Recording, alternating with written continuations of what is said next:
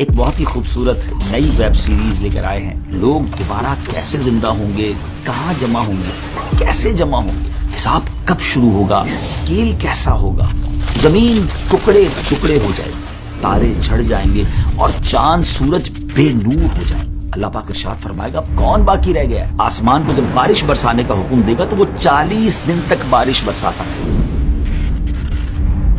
بسم اللہ الرحمن الرحیم. السلام علیکم ناظرین, کیسے ہیں آپ سب. ایک بہت ہی خوبصورت نئی ویب سیریز لے کر آئے ہیں جس کا نام ہے قیامت کے بعد, آفٹر ججمنٹ ڈے.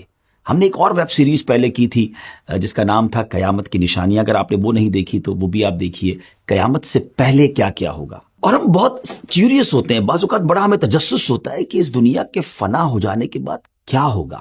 لوگ دوبارہ کیسے زندہ ہوں گے, کہاں جمع ہوں گے, کیسے جمع ہوں گے, حساب کب شروع ہوگا اور کن لوگوں کا حساب ہوگا, اور کون سے ایسے لوگ ہوں گے جو حساب سے بچ جائیں گے, کون کون اللہ کی بارگاہ میں شفاعت یعنی سفارش کرے گا, میزان یعنی اسکیل کیسا ہوگا, پل صراط یعنی برج آف صراط پر لوگوں کی کیا کنڈیشن ہوگی, کیا کیفیت ہوگی, لواء الحمد کیا ہے, حوض کوثر کیسا حوض ہے, اور بھی بہت کچھ آپ جانیں گے اس ویب سیریز میں. آخرت کے حوالے سے درست عقائد, اور ان درست عقائد کو جاننے اور اپنی اسلامک نالج میں اضافہ کرنے کے لیے اسٹارٹ سے اینڈ تک ہمارے ساتھ آپ شامل رہیے گا. آج اس ویب سیریز کا ہمارا فرسٹ ایپیسوڈ ہے, اور انشاءاللہ جیسا میں نے بتایا کہ آج کے ایپیسوڈ میں ہم جانیں گے کہ جب قیامت قائم ہوگی اور حضرت اسرافیل علیہ السلام کے سور پھونکنے سے یہ دنیا فنا ہو جائے گی, ڈسٹرائے ہو جائے گی, زمین ٹکڑے ٹکڑے ہو جائے گی, تارے جھڑ جائیں گے اور چاند سورج بے نور ہو جائیں گے. پھر ملک الموت, جی ہاں حضرت اسرائیل علیہ السلام جو روح قبض کرنے والے فرشتے ہیں, اللہ تعالیٰ کی بارگاہ میں عرض کریں گے الہی جسے تو نے چاہا اس کے علاوہ سب زمین و آسمان والے فنا ہو چکے ہیں. یعنی چند یوں سمجھیے کہ افراد کے علاوہ باقی دنیا میں سب دنیا سے جا چکے ہوں گے, سب کو موت آ چکی ہوگی. اللہ پاک ارشاد فرمائے گا اب کون باقی رہ گیا ہے, حالانکہ وہ خوب جانتا ہے.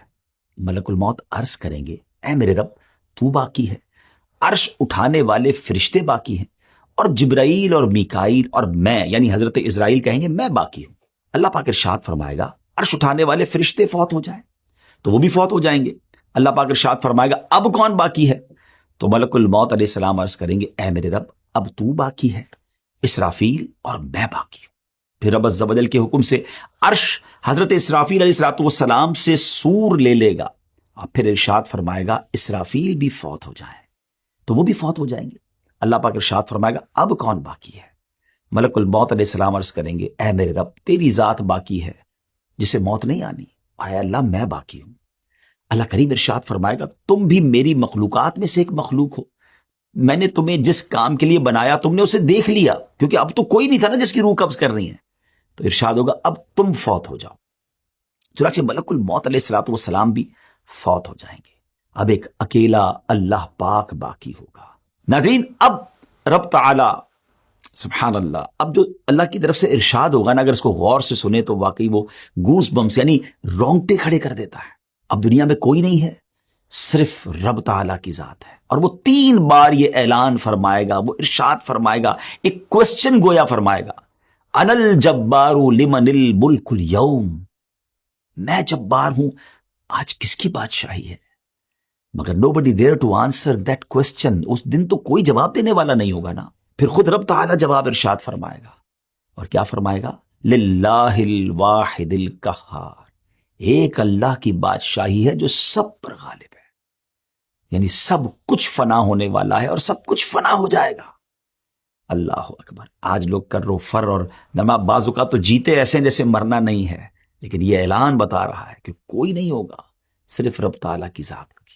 اب کیا ہوگا, سب سے آخر میں جس ہستی کو موت آئے گی وہ مخلوقات کی روح قبض کرنے والے ملک الموت حضرت اسرائیل علیہ السلام ہے. اس کے بعد رب تعالیٰ اس زمین کو دوسری زمین سے بدل دے گا, آسمانوں کو بدل دے گا, اور زمین کو ایسے پھیلا دے گا کہ اس میں اونچا نیچا کوئی ٹیڑھا پن نہیں ہوگا, ٹوٹل اسٹریٹ زمین ہوگی.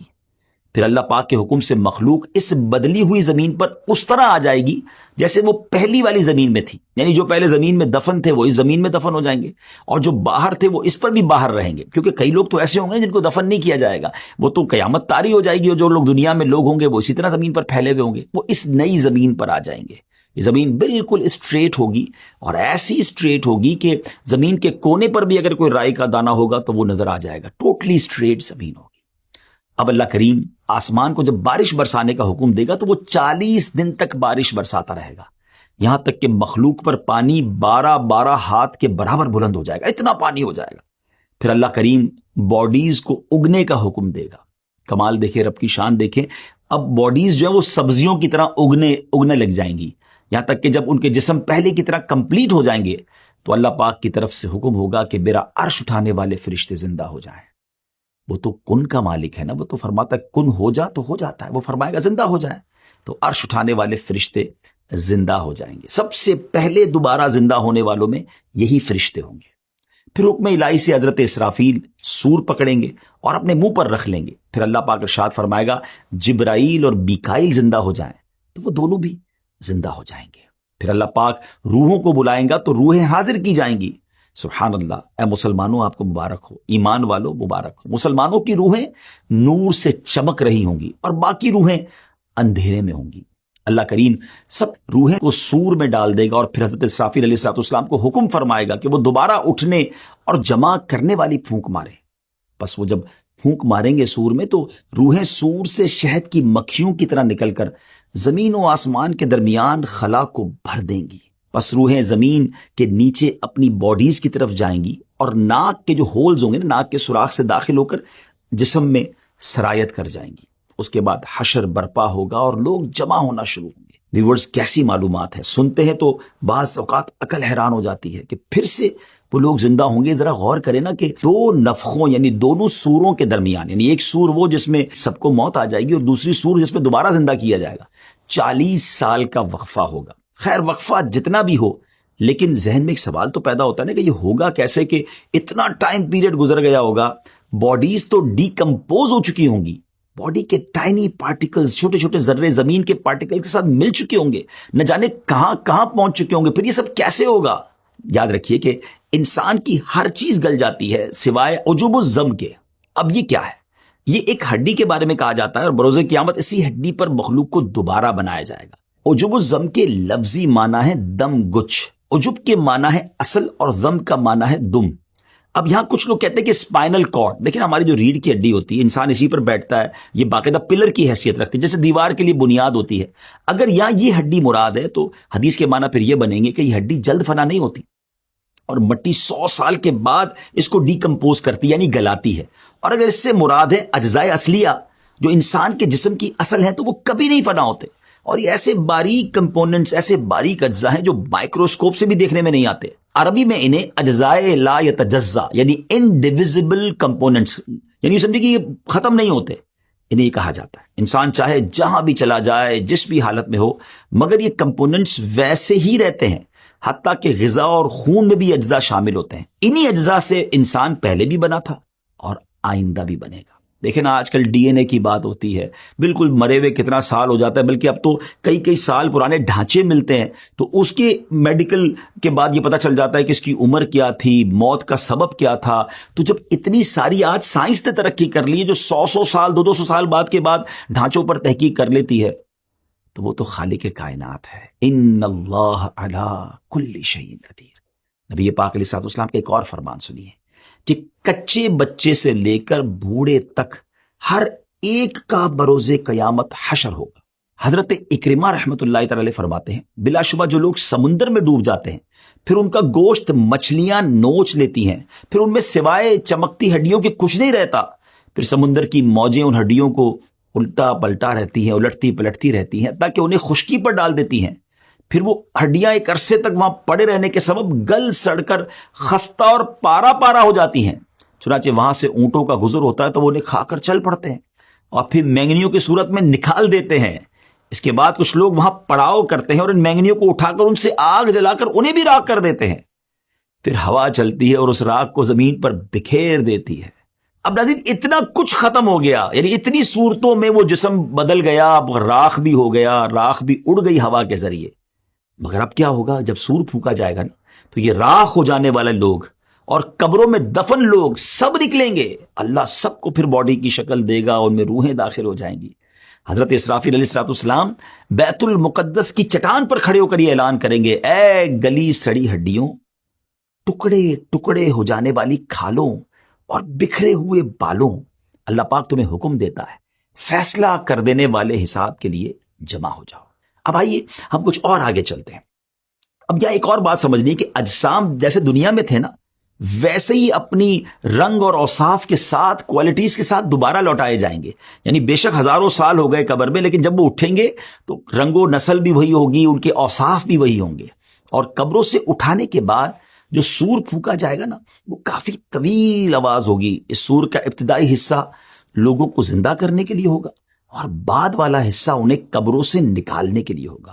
چنانچہ سور کا وہ حصہ جو انہیں زندہ کرنے کے لیے ہوگا، اسے تو وہ نہیں سن سکیں گے، البتہ سور کا وہ حصہ جو انہیں قبروں سے نکالنے کے لیے ہوگا، وہ اسے سنیں گے، لسن کریں گے۔ روایت میں آتا ہے کہ قیامت کے دن لوگ اپنی اپنی قبروں سے بغیر لباس کے، ننگے پاؤں اور بغیر ختنہ کیے ہوئے اٹھیں گے۔ someone will be no foot, someone will be on foot, someone will be on ride۔ کوئی پیدل ہوگا، کوئی سواری پر ہوگا، کوئی سواری پر اکیلا ہوگا، کسی پر 3 4 یا 10 افراد بھی ہوں گے۔ جو نان بلیور ہوں گے، غیر مسلمین ہوں گے، انہیں تو میدان محشر لے جانے کے لیے کسی کو ملائکہ گھسیٹ کر لے جائیں گے، اور کچھ لوگوں کو آگ جمع کرے گی۔ حدیث پاک کے مطابق نبی کریم علیہ السلام نے اپنے دستے مبارک سے ایک بار بڑا کمال کا اشارہ فرمایا۔ نبی پاک نے ملک شام کی طرف اشارہ کر کے فرمایا کہ تمہارا حشر وہاں ہوگا، اور اسی طرح ایک روایت میں آتا ہے کہ بلا شبہ تمہارا حشر بیت المقدس میں ہوگا۔ تو ان حدیثوں سے یہ پتہ چلتا ہے کہ جو محشر کا میدان سجایا جائے گا نا، وہ بیت المقدس کے قریب، یہ پورا ملک شام ہے نا، اب اس کی بائفرکیشن اب آج کل ہو گئی ہے، لیکن یوں سمجھ لیجئے کہ بیت المقدس کے قریب جو ہے یہ پورا میدان محشر سجایا جائے گا۔ بروز محشر کی زمین کیسی ہموار ہوگی، کتنی پلین اینڈ اسٹریٹ ہوگی، جیسا میں نے بتایا کہ رائی کا ایک دانہ بھی کونے پہ رکھا ہوگا تو وہ دوسرے کنارے سے دکھائی دے گا۔ مگر ایک اور امیزنگ بات ہے کہ اس دن جو زمین ہوگی نا، وہ ہماری طرح راک کی یا مٹی کی نہیں ہوگی، کاپر کی ہوگی، تانبے کی ہوگی۔ اللہ اکبر۔ اور سورج آج کتنا دور ہے؟ ایک تحقیق کے مطابق 93 ملین مائلز اوے ہے۔ جی ہاں، 9 کروڑ 30 لاکھ مائلز، اور اس دن 1 میل کی مسافت ہوگا۔ آپ امیجن تو کریں گرمی کا عالم کیا ہوگا، یہ کیسے بیئربل کیسے ہوگا۔ ذرا غور کیجئے کہ اتنا ڈسٹنس، 93 ملین مائل کا ڈسٹنس کے باوجود بھی سورج کی پشت ہماری طرف ہے، لیکن جب کبھی گرمیوں میں ہمارا چہرہ اس کے سامنے آ جائے اور گرمی کا موسم ہو تو گھر سے باہر نکلنا دشوار ہو جاتا ہے۔